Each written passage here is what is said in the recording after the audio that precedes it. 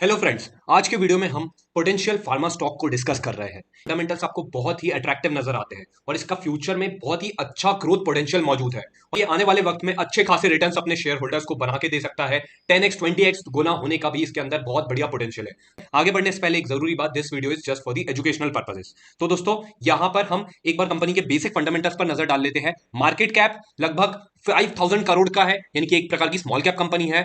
Price इसका सिर्फ 109 रुपये चल रहा है। अगर इसके 52 वीक्स हाई की बात करें तो ये 122 है और 52 वीक्स लो इसका 47.2 है। स्टॉक का पी जो है बहुत ही चीपर वैल्यूएशन पर है, मात्र 18 का पी है, जो कि इसको काफी ज्यादा अंडर वैल्यूड बनाता है। रिटर्न ऑन कैपिटल एम्प्लॉयड की बात करें तो ये 22% है, जो कि अपने आप में एक बहुत ही सिग्निफिकेंट और बहुत ही इंपॉर्टेंट होता है और काफी बढ़िया माना जाता है। यहाँ पे आरओई 18% है, ये भी जो है इक्वली अट्रैक्टिव है। बुक वैल्यू की बात करें तो ये 38 है, यानी कि अपने बुक वैल्यू का तकरीबन 3 गुना ये शेयर प्राइस ट्रेड कर रहा है। इसका डिविडेंड यील्ड की बात करें तो 0.45% डिविडेंड यील्ड है और फेस वैल्यू 1 रुपये है। अगर कंपनी की डेट की बात करें तो ये ऑलमोस्ट डेट फ्री है, जो कि इसके लिए अगेन एक बहुत ही पॉजिटिव चीज है। साथ ही साथ कंपनी अच्छी खासी प्रॉफिट ग्रोथ भी दिखा रही है। 51% के सीएजीआर से पिछले 5 साल में अच्छी खासी प्रॉफिट में ग्रोथ दिखाई है, जो कि इसके लिए बहुत ही बड़ा प्लस पॉइंट है। आइए एक बार कंपनी के क्वार्टरली हाइलाइट्स पर नजर डालते हैं। तो यहाँ पे हम देख रहे हैं क्वार्टरली बेसिस पर सेल्स लगातार बढ़ रही है, जो कि इसके लिए बहुत ही पॉजिटिव है। नेट प्रॉफिट की बात करें तो नेट प्रॉफिट भी जो है क्वार्टर बाय क्वार्टर लगातार बढ़ते जा रहे हैं। हालांकि मार्च क्वार्टर के मुकाबले जून क्वार्टर में एक प्रकार की प्रॉफिट में एक डिप देखने को मिला था, जिसका सीधा असर हमें ईपीएस पर भी पड़ता हुआ नजर आया है।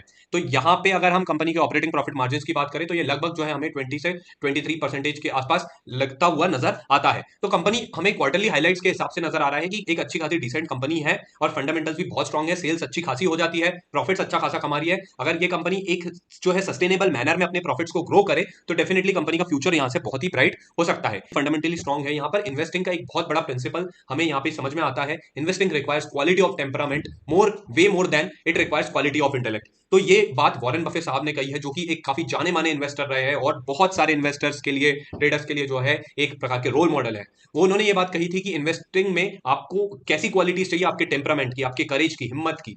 उस इन ये और ये क्वालिटी को सबसे ज्यादा तवज्जो दी जाती है उन क्वालिटीज के मुकाबले जहां पे आपका दिमाग यूज होता है। तो सबसे बड़ी बात है बिहेवियरल, जो आपका बिहेवियर मार्केट के प्रति किस तरीके का है, वो जो है काफी ज्यादा मैटर करता है आपके इवन आपके एनालिसिस से भी ज्यादा। क्योंकि आप जिस प्रकार से एक अच्छी कंपनी में इन्वेस्ट करते हैं और फिर उसको आप कितने लंबे टाइम तक के होल्ड करते हैं, ये बहुत बड़ा डिफरेंस क्रिएट करता है कि उस चीज के मुकाबले कि आपने स्टॉक को किस तरीके से पिक किया और फिर वहां से एग्जिट ले लिया।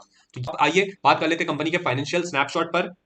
तो यहाँ पे ऑपरेटिंग प्रॉफिट, जो ऑपरेटिंग रेवेन्यू अगर हम देखें तो यहाँ पे हमने पिछले 6 साल का जो है एक ग्रोथ देखने को देख रहे हैं कि यहाँ पे 767 करोड़ का जो ऑपरेटिंग रेवेन्यू होता था आज से 6 साल पहले, ये FY23 में आकर के 1852 करोड़ का है और 13% सीएजीआर से जो है रेवेन्यू में ग्रोथ देखने को मिल रही है, जो कि एक बहुत ही फिनोमिनल ग्रोथ है। एबिटा की बात करें तो यहाँ पे 33% के सीएजीआर से पिछले 6 साल से एबिटा ग्रो कर रहा है और यहाँ पर नेट प्रॉफिट जो है पिछले 6 साल में 57% के सीएजीआर से लगातार ग्रो कर रहा है। यानी कि कभी आज से फाइनेंशियल ईयर 17 में ये 11 करोड़ का था, जो कि अब बढ़कर के हो गया है 265 करोड़ का। तो बहुत अच्छी बात है कंपनी का। अगर सेगमेंटल रेवेन्यू मिक्स की बात करें तो कभी इनका आरएक्स सेगमेंट से 42% होता था और यहाँ पे 58% आता था, मतलब यहाँ पे आता था ओटीसी सेगमेंट से, ओवर द काउंटर सेगमेंट से। अब यहाँ पे ये बढ़ गया है काफी दायरा और 74% का हो गया है और यहाँ पर आरएक्स सेगमेंट से 26% में। तो काफी ज्यादा यहाँ पे देख सकते हैं कि ओवर द काउंटर जो मेडिसिन है उस पर कंपनी का फोकस लगातार लगातार बढ़ा है। अगर आरओई की बात करें तो आरओई बहुत ही जबरदस्त तरीके से इंप्रूव किया है। 2.5% की आरओई से कंपनी ने 17-18% तक की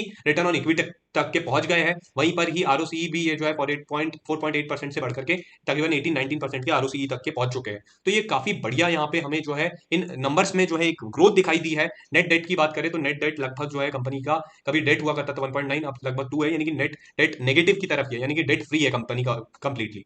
और फिक्स एसेट टर्नओवर रेशियो जो है यहाँ पे 2.9 से बढ़कर के 3.7। तो कंपनी की लगातार हमने जो है ग्रोथ ही देखी है। तो ये कौन सा शेयर है आखिरकार? हम बात कर रहे हैं यहाँ पर मार्क्संस फार्मा की। बेसिकली फार्मा सेक्टर से रिलेटेड है, business of formulation of pharmaceutical products में इनका जो की फोकस एरियाज लाई करता है, हम बात कर ही चुके हैं कि ओटीसी और आरएक्स सेगमेंट्स में ये डील करते हैं। लेकिन मेन जो अब इन्होंने फोकस जिस तरीके से बढ़ा दिया, 74% ओटीसी सेगमेंट से आता है, तो यहाँ पे अब इनका प्राइम फोकस हो चुका है और प्रिस्क्रिप्शन ड्रग्स में, और इनके बहुत ही wide ranging application across the several fields like oncology, gastroenterology, anti diabetic, antibiotics, cardiovascular, pain management, gynaecology और भी अदर जितनी सारी चीजें यहाँ पे प्रेजेंट है। तो मार्क्संस फार्मा जो है हमें काफी बढ़िया कंपनी के रूप में नजर आ रहा है। प्रोडक्ट पोर्टफोलियो की अगर बात करें तो यहाँ पे हमें 1500 प्लस एसकेयूज दिख रहे हैं और 300 प्लस प्रोडक्ट्स हैं इन फॉर्म ऑफ टैबलेट है, साथ ही साथ हार्ड एंड सॉफ्ट जेलोटिन कैप्सूल में भी ये लोग जो है अपनी दवाइयों को देते हैं। ओरल लिक्विड्स के फॉर्म में भी और ऑइंटमेंट्स के फॉर्म में भी। साथ ही साथ कंपनी के अभी 76 प्रोडक्ट्स ऐसे हैं जो कि पाइपलाइन में मौजूद है, यानी कि फ्यूचर में कंपनी इनको जो है लॉन्च करने पर विचार कर रही है। और साथ ही साथ इनके 10+ थेरेपेटिक एरियाज में इनकी अच्छी खासी प्रेजेंस है। ये यहाँ पे आप देख सकते हैं स्क्रीन के सामने कुछ ऐसे आपको प्रोडक्ट्स मिल जाएंगे। ये कुछ दवाइयां हैं, इनकी प्रोडक्ट्स है, और साथ ही साथ ये भी दवाइयां हैं, और ऐसी कई सारी दवाइयां, कई सारे प्रोडक्ट्स हैं इनकी पूरी जो कैटेगरी के अंदर कैटेलॉग में, जो कि ये अपने कस्टमर्स को देते हैं। बहुत ही बढ़िया इनकी वाइड रेंजिंग प्रोडक्ट पोर्टफोलियो, और हम देख ही चुके हैं कि 300 से ज्यादा प्रोडक्ट्स हैं, जो कि अपने आप में काफी आश्चर्यजनक चीज है कि एक छोटी सी कंपनी इतने सारे इस काम में इन्वॉल्व है, इतने सारे प्रोडक्ट्स है, और भी ऐसे 76 प्रोडक्ट्स है जो कि आने ही है। यानी कि कंपनी लगातार एक्सपेंशन कर रही है, मार्केट्स में जो है डाइवर्सिफाई करती जा रही है, स्प्रेड कर रही है अक्रॉस सेवरल ज्योग्राफीज। ये काम करते हैं, ये यूके, यूएसए जैसी बहुत सारे कॉन्टिनेंट्स, कंट्रीज में जो है सर्व कर रहे हैं, जो कि इनको काफी ज्यादा खास बनाती है और इनकी रिस्क को भी डाइवर्सिफाई करता है और इनको ग्रोथ का भी काफी बढ़िया चांस देता है। एक बार कंपनी के ओवरव्यू पर भी नजर डाल लेते हैं। तो कंपनी की अगर मार्केट रीच की बात करें तो ये 50 से ज्यादा कंट्रीज में फैली हुई है। 96% रेवेन्यू इनका रेगुलेटेड मार्केट से आता है, जो कि ये 5 कंट्रीज है, मेन कंट्रीज है, यूएस, यूके, यूरोप, पूरा का पूरा यूरोप कॉन्टिनेंट, साथ ही साथ ऑस्ट्रेलिया और न्यूजीलैंड। तो काफी बढ़िया जो इनका रेवेन्यू है ये इन सभी रेगुलेटेड नेशन से आता है। अक्रेडिटेशंस की बात करें तो इनको यूएस एफडीए और UK MHRA, Australian TGA, EU, health Canada और जापानीज हेल्थ अथॉरिटी से अप्रूवल प्राप्त है। अगर कंपनी के नंबर ऑफ एम्प्लॉयज की बात करें तो 1400 से ज्यादा एम्प्लॉयज हैं, यानी कि बहुत सारे लोगों को ये लोग एम्प्लॉयबिलिटी भी प्रोवाइड करते हैं। कंपनी 300 से ज्यादा प्रोडक्ट्स में है, हम बात कर चुके हैं। स्ट्रॉन्ग पाइपलाइन मौजूद है, 76 से ज्यादा प्रोडक्ट्स फ्यूचर में लॉन्च होने बाकी है। मैन्युफैक्चरिंग और आर एंड डी यानी कि रिसर्च एंड डेवलपमेंट कैपेबिलिटीज की बात करें तो 4 मैन्युफैक्चरिंग इनकी यूनिट्स है गोवा, यूके और यूएसए में, और 4 आर एंड डी यूनिट्स है इनकी गोवा, नवी मुंबई और यूके और यूएसए में। कैश एंड हैंड की बात करें तो तकरीबन 636 करोड़ का कैश एंड हैंड है और नेट डेट फ्री पोजीशन है, जो कि हम बात कर ही चुके हैं। साथ ही साथ यहाँ पर एफसीएफ फ्री कैश फ्लो भी यहाँ पर 183 करोड़ का है, जो कि एक बहुत बड़ी चीज है। अगर आपके पास में फ्री कैश फ्लो होता है तो आप इस कैश फ्लो को बहुत अच्छे तरीके से या तो अपने बिजनेस में री इन्वेस्ट कर सकते हैं, या डिविडेंड के तौर पर दे सकते हैं, या इसको ग्रोथ में अप्लाई कर सकते हैं। तो ये अच्छी चीज है कि अगर किसी कंपनी के पास में इतना अच्छा कैश फ्लो होता है तो उसको जो है अपने ग्रोथ एक्सपेंशन पर्पसेस के लिए फ्यूचर में यूज कर सकती है, और उसको किसी एक्सटर्नल फंडिंग पर निर्भर भी नहीं होना पड़ता है। यानी कि कंपनी जो है self reliant, self sustainable growth के पाथ पर आगे बढ़ने के लिए अब तैयार है।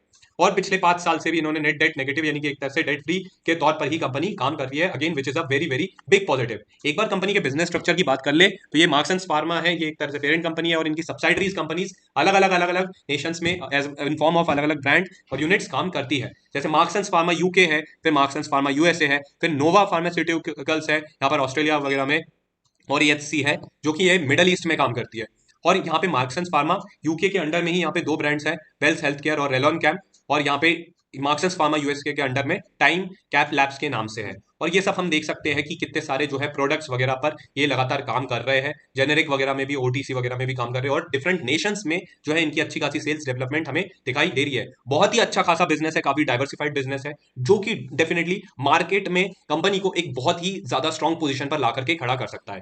अब यहाँ पे हम देख लेते हैं कि कंपनी के बेसिकली फ्यूचर प्लान्स क्या है, क्योंकि एज एन इन्वेस्टर ये देखना भी बहुत ज्यादा जरूरी है कि कंपनी का फ्यूचर में काम क्या है, क्या कंपनी वो स्टेप्स ले रही है जिससे कि वो फ्यूचर में ग्रो कर सके। तो यहाँ पे कंपनी एम कर रही है एक न्यू एडिशनल कैपेसिटी ऐड करने की 8 बिलियन यूनिट्स पर एनम के हिसाब से, जिससे में products like oral solids, tablets, hard and soft gels होंगे अगले 12 से 18 महीने में। यानी कि कंपनी एक नई कैपेसिटी ऐड कर रही है, जहां पे अच्छा खासा ये प्रोडक्शन को बूस्ट देने के लिए यहाँ पर एक नया कैपेसिटी इंस्टॉलेशन पर प्लान किया जा रहा है, और ये अगले 12 से 18 महीने में हमें इंप्लीमेंट होता हुआ नजर आ सकता है। तो बहुत अच्छी बात है कि कंपनी यहाँ पर प्रोडक्शन को भी लगातार बढ़ाने पर विचार कर रही है। साथ ही साथ कंपनी एक्विजिशन पर भी ध्यान दे रही है, एएनडीएस का एक्विजिशन प्लान कर रहे हैं, जिससे कि अपनी जो भी प्रोडक्शन है उसके टाइम को कम कर सके, डेवलपमेंट टाइम को कम कर सके। साथ ही साथ ये फ्रंट एंड मार्केटिंग और डिस्ट्रीब्यूशन कंपनी इस पर भी एक्वायर करने का विचार कर रहे हैं, जिससे कि ये अपने फुटप्रिंट को ग्रोइंग मार्केट में बढ़ा सके। तो अगेन ये एक बहुत ही पॉजिटिव चीज है।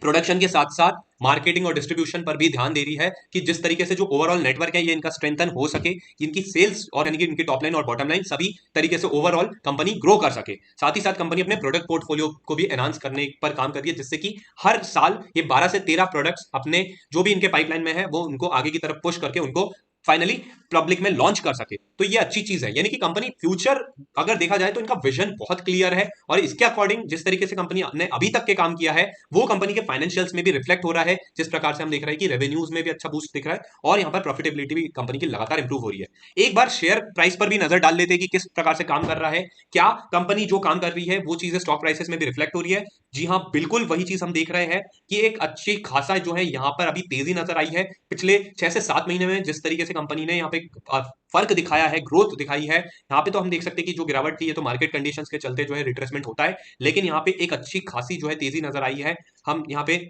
देख सकते हैं कि कंपनी ने पहले एक यहाँ पर गिरावट हुई, फिर जो है यहाँ पर कंसोलिडेट किया साइडवेज में और फिर एक अच्छा खासा धीरे धीरे धीरे धीरे कंपनी के स्टॉक प्राइस में अच्छी खासी तेजी आई है। और यहाँ पे हम देख सकते हैं कि पिछले 6 से 7 महीनों के अंदर स्टॉक प्राइस कहाँ कभी 40 से 50 रुपए के बीच में ट्रेड करता था, वो आज के टाइम पे 108 के आसपास, यानी कि कंपनी का स्टॉक प्राइस उस पर्टिकुलर प्राइस पॉइंट से 2.5 गुना हो चुका है और इसने 120 का हाई भी लगाया था। अभी ये 108 पर ट्रेड कर रहा है। क्या हो सकते हैं फ्यूचर में इंपॉर्टेंट प्राइस लेवल्स वो जान लेते हैं। 114 का यहाँ पे हम कह सकते हैं कि एक पिवट है, एक रेजिस्टेंस मौजूद है। अगर कंपनी इस लेवल को यहां से क्लियर कर लेता है फिर हम पाएंगे कि कंपनी 120 को भी इजीली क्लियर आउट कर सकता है। और ये चीज पूरी तरह डिपेंड करती है कि कंपनी के अभी जो आने वाले क्वार्टर में रिजल्ट्स है वो कैसे आते हैं। अगर कंपनी के रिजल्ट्स अच्छे आते हैं और कंपनी यहां पे अच्छे तरीके से प्रॉफिट्स में भी अच्छी ग्रोथ दिखाती है और रेवेन्यू में भी अच्छा बूस्ट दिखाती है, देन डेफिनेटली कंपनी इस हर्डल को क्लियर कर लेगी और ऊपर की तरफ 154 के मार्क तक के पहुंच सकती है। ऊपर की तरफ काफी ब्राइट टारगेट है, 154 के बियॉन्ड भी अच्छा खासा इसमें ग्रोथ पोटेंशियल है स्टॉक प्राइस में। नीचे की तरफ एक सपोर्ट मौजूद है 99 का, जो कि कभी इसका